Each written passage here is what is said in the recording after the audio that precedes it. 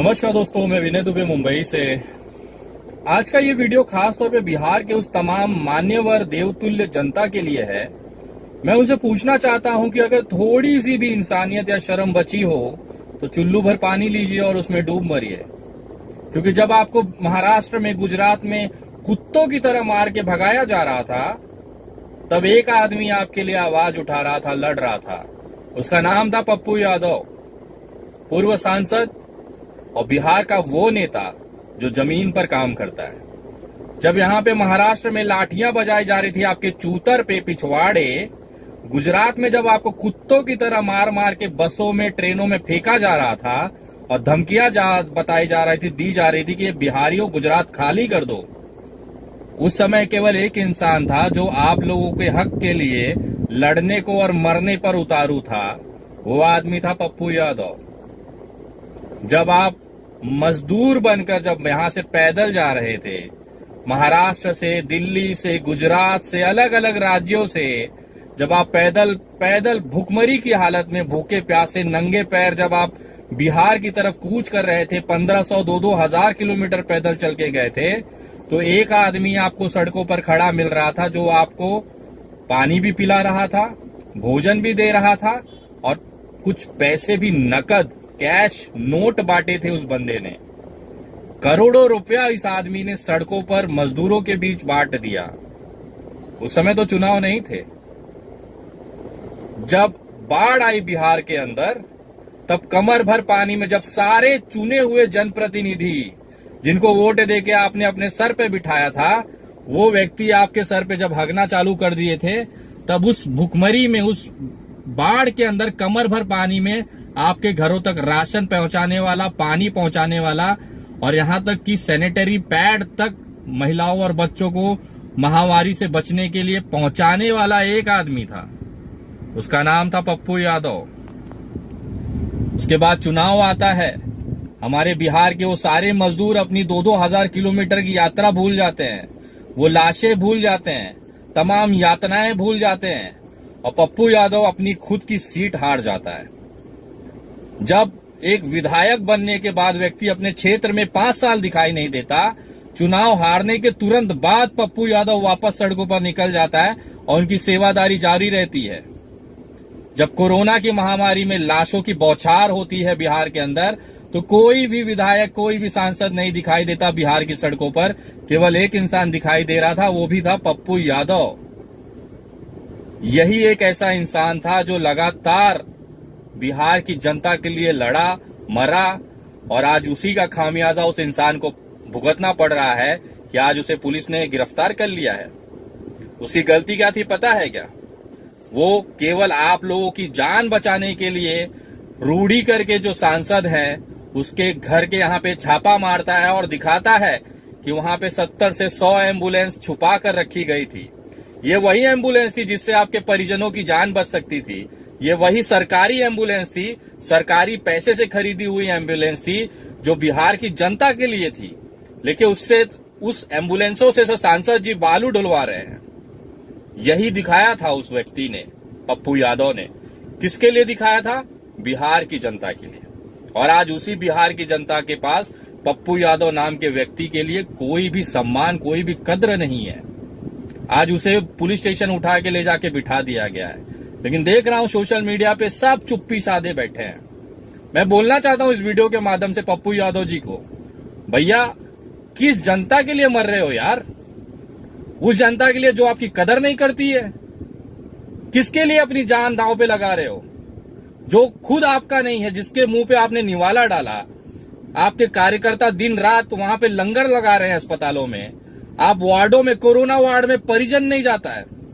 जिसका कोई परिवार का सदस्य वहां पे भर्ती होता है ना, वो परिवार का सदस्य देखने नहीं जाता है।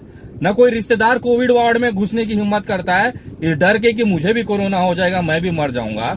उस कोरोना वार्ड में आप अंदर जा जाके मरीजों का हालचाल पूछ रहे हो, 25,000, 50,000, लाख रुपया कैश बांट रहे हो, नकद नोट की गड्डियां उनके हाथों में दे रहे हो कि आप अपना इलाज कराओ। अगर कहीं पूरे देश में कहीं कोई मर जाता है, कोई हत्या हो जाती है, आप वहां पे पहुंच जाते हो। किसके लिए मेरे भाई? किसके लिए? किस जनता के लिए? इस जनता के लिए जो मुंह में लेके लॉलीपॉप चूसे पड़ी है। और सरकार तो ये करेगी ही ना, उनको दिखाने के लिए कुछ नहीं है। अगर आप सोचें इनका क्या अपराध रहा है, कौन सा ऐसा क्राइम कर दिया इन्होंने। जब क्रिमिनल थे, जब पप्पू यादव दबंग व्यक्ति था, तब कोई कुत्ता उनके सामने खड़ा नहीं होता था। आज वो इंसान साधु बन गया है, अपना सारा पिछला जो उनका इतिहास है वो खत्म करके एक अच्छा इंसान बनने की कोशिश कर रहा है, दिन रात जनता के बीच में मर रहा है जाकर, तो उसे गिरफ्तार कर लिया जाता है। मुझे उस पुलिस वालों पे तरस आता है कि हिम्मत कहां से आती है यार।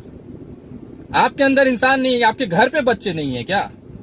ये इंसान किसी के बच्चों की जान ही तो बचा रहा है, ये इंसान किसी को ऑक्सीजन ही तो दे रहा है, ये इंसान किसी की जान बचाने के लिए एम्बुलेंसों की तो मांग कर रहा है।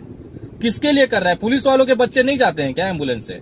उनको ऑक्सीजन की जरूरत नहीं पड़ती है। जिन भी अधिकारियों ने कार्रवाई की है, मैं पूछना चाहता हूं, घर जाइएगा, अपनी पत्नी से आंख मिलाइए, अपने बच्चों से आंख मिलाइएगा और बोलिएगा हमने अपराधी पप्पू यादव को गिरफ्तार किया है, और मुझे गर्व है इस चीज का। अगर थोड़ी भी शर्म बची होगी, बिहार की जनता को मैं बोलना चाहता हूं, अगर थोड़ी भी शर्म बची होगी तो इस इंसान का साथ दीजिए। इसको किसी की जरूरत नहीं है। ये आज भी, अभी भी फोन पे बात हुई, बोला विनय भाई हम कर लेंगे जो भी है, लेकिन मुझे समझ में नहीं आ रहा है आप किसके लिए कर रहे हो। ये आदमी के पास क्या उद्देश्य है? चुनाव लड़ना, ये हार गया, उसके बाद जब 5 साल बाद चुनाव आना, इस समय तो कोई विधानसभा कोई लोकसभा भी नहीं है। किस लिए कर रहा है ये इंसान? करोड़ों रुपया मजदूरों को बांट दिया, चुनाव के बाद लगातार करोड़ों रुपया खर्चा करके ये ऑक्सीजन बांट रहा है, लंगर लगा रहा है, खाना खिला रहा है। किसके लिए खिला रहा है मेरे भाई? और बिहार सरकार से बोलना चाहता हूं कि अगर आज पप्पू यादव को रिहा नहीं किया गया, बाइज्जत उस व्यक्ति को, इस मानवता, इस इंसानियत की मूर्ति को अगर आपने आज रिहा नहीं किया ना, तो आप जेलों के दरवाजे खोलिए। विनय दुबे कल पटना पहुंचेगा और अपने तमाम कार्यकर्ताओं के साथ पहुंचेगा, उठा के जेल में डाल दीजिए। मैं तोड़ता हूं धारा 188, उखाड़ लीजिए विनय दुबे का। देखना है मुझे आपकी जेलों में कितनी ताकत है, कितने लोगों को आप जेल में डालते हैं। अगर पप्पू यादव को ससम्मान, पूरे इज्जत के साथ अगर उनको बाइज्जत बरी नहीं किया गया, अगर उनको थोड़ी सी भी खरोच आती है, थोड़ा सा भी उन्हें तकलीफ होता है, तो याद रखिए पूरे देश के सामाजिक कार्यकर्ता आपके बिहार के, आपके पटना के गांधी मैदान में वहां पे जमा हो जाएंगे और आप गिरफ्तार करके डालिए जेल में। और मैं कोई धमकी नहीं देता हूं, मैं बाकायदा आपको ईमेल भेज रहा हूं डीजीपी साहब, आपको बाकायदा ईमेल कर रहा हूं सीएम साहब। अगर आज शाम तक पप्पू यादव को रिहा नहीं किया गया तो याद रखिए आपकी जेलें कम पड़ जाएंगी। इतने कार्यकर्ता हम आपके साथ में, जेल हम खुद अरेस्ट होना चाहते हैं, आप गिरफ्तार करिए। अगर किसी की जान बचाना अपराध है तो पप्पू यादव अपराधी है। अगर किसी की सांसें में ऑक्सीजन भरना अगर अपराध है तो पप्पू यादव अपराधी है। अगर किसी की जान बचाने के लिए एम्बुलेंस की मांग करना और उसके लिए आवाज उठाना अगर अपराध है तो पप्पू यादव देश का सबसे बड़ा अपराधी है। और मुझे ऐसे अपराधी पे गर्व है, और ऐसा अपराध हम सब रोज करते हैं और करते रहेंगे। पप्पू यादव भैया आप बिंदास रहिए। अगर बिहार की जनता को शर्म नहीं है तो इसका मतलब ऐसा नहीं है कि देश आपके साथ नहीं है। हम जैसे तमाम सामाजिक कार्यकर्ता, पूरा देश आपके साथ है। मुझे शर्म आती है बिहार के उन लोगों पर जो अभी भी चुप्पी साधे बैठे हैं। आपका जान बचाने वाला नेता आपके साथ है, जमीन पे लड़ रहा है, उसके लिए इस तरह की बेरुखी अच्छी नहीं है। अगर अभी भी थोड़ी शर्म हो तो आवाज उठाइए, नहीं तो हम तो हैं ही, डंका लगा देंगे इस सरकार की। वो शायद भूल गए हैं हम सामाजिक कार्यकर्ता हैं साहब।